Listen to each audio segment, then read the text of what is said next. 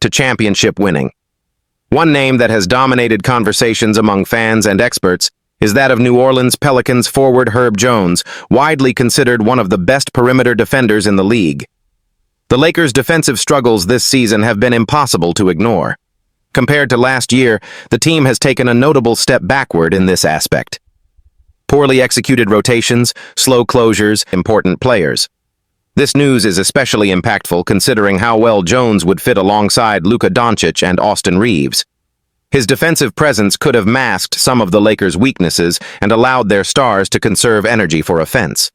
However, from the Pelicans' perspective, Jones is much more than a supporting player.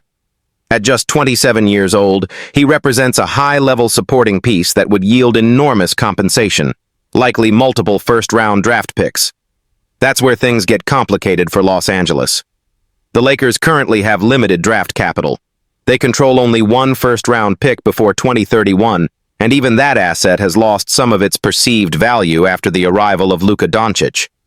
As history has shown, General Manager Rob Pelinka has rarely been willing to pay dearly in terms of picks or young talent for supporting players, even when the need is obvious.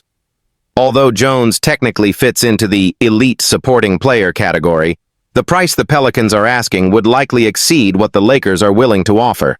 And while Los Angeles may have shown interest, it's far from the only team monitoring Jones's situation.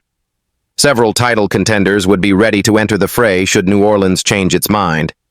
But for now, that door seems firmly closed. In fact, Herb Jones may never have truly been available. Even before Haynes's report, several sources suggested the Pelicans were reluctant to trade their starting forward. Despite the uproar surrounding the disastrous season, New Orleans believes patience, not panic, is the right approach. For the Lakers, this means one thing: it's time to go back to the drawing board. And that leads us directly to the next chapter of this story.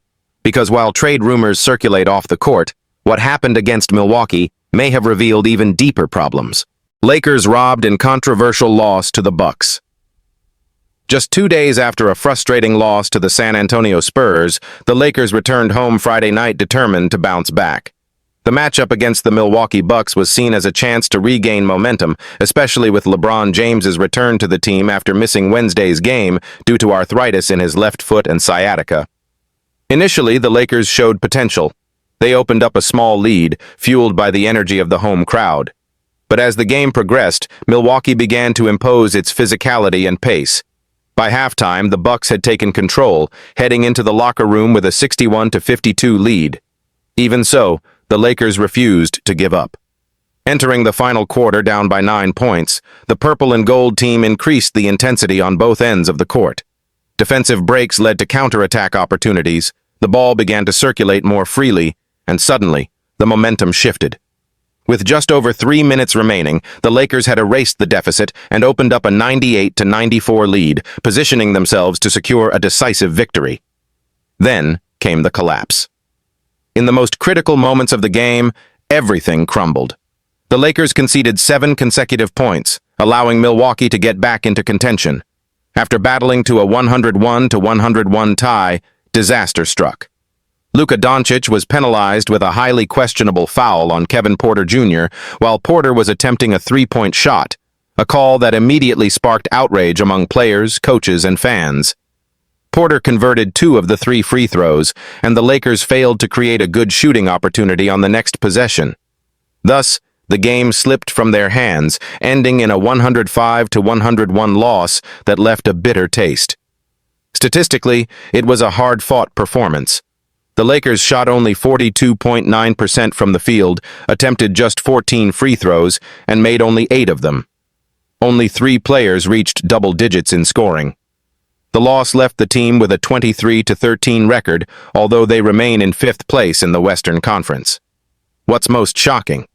This was the first time this season that the Lakers lost a game decided by fewer than 10 points, proof of how strong they have been in close games, but also a reminder that even small lapses can be costly. Beyond the officiating controversy, this game raised serious questions. LeBron's return was supposed to stabilize the team late in the game, but the execution failed when it mattered most. Coach J.J. Redick now faces tough decisions. The lack of offensive efficiency, the few trips to the free throw line, and the heavy reliance on Doncic and James to create offensive plays are becoming glaring concerns. If opposing defenses continue to focus on the Lakers' stars, where will consistent secondary scoring come from? With the season progressing and the trade deadline approaching, games like this serve as a warning. The Lakers are good, but are they good enough to survive moments like this against elite opponents without reinforcements? If you've made it this far, subscribe to the channel, leave a like, and share your opinion below. Do the Lakers need to make any moves before the trade deadline, or can this roster solve its problems internally? Leave your comment. We want to know your opinion.